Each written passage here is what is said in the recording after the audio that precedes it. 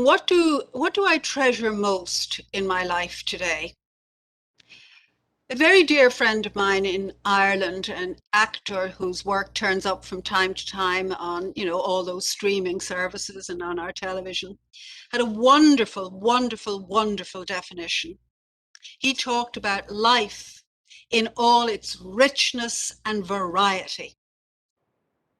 And that was Peter's way of talking about living in abundance.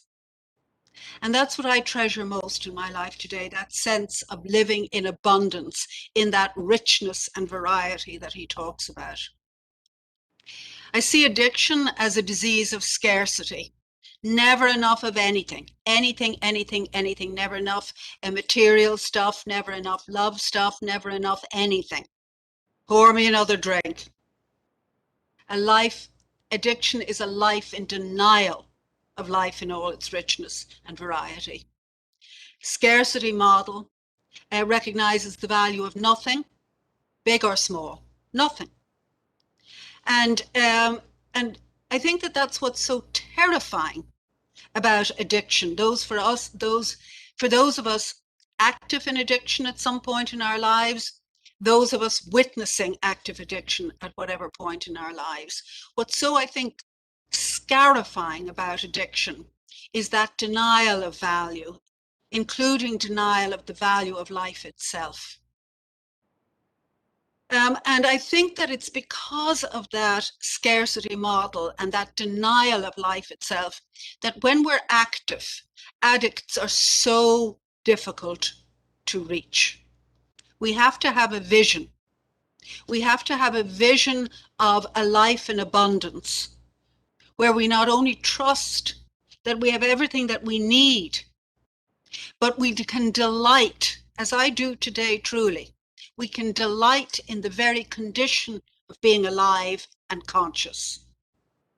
We have to have that vision of abundance to counter the reality of scarcity that is such a driver in addiction, in my view, in my experience. Now, the 12 steps of Alcoholics Anonymous, that program does offer a very significant passage called the Promises of AA. And when you read the promises, they hold out that vision of abundance. There's a lot of change in there. There's a lot of new way of thinking posited in there. But the overall ultimate message is that if we can change up our act, that we can actually live a life in abundance.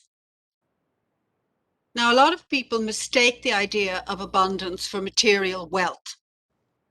And this was really brought home to me, the first financial wellness workshop that I ever facilitated, which was with high net worth individuals. That's the buzzword in the finance world, high net worth individuals. And it cured me of any lingering thought I might have that abundance equates with material wealth. Every single one of these individuals in my workshop had, about 140 times the amount of cash on hand that I had or ever had at my most flush.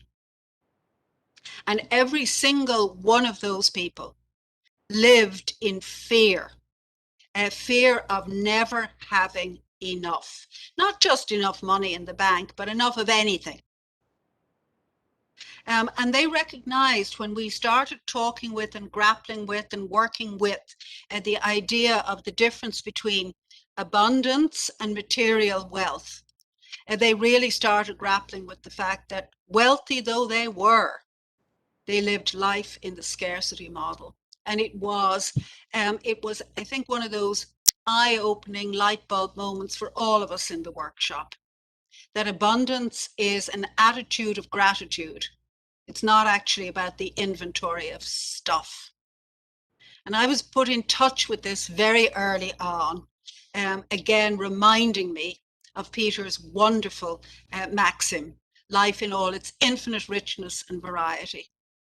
Consciousness and gratitude are the hallmarks of abundance, And that's why I like to cultivate them, and I think of them as virtues in my life.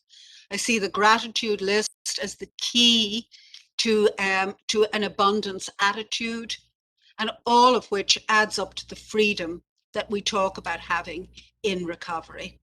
It's a wonderful gift. It's the key to life itself.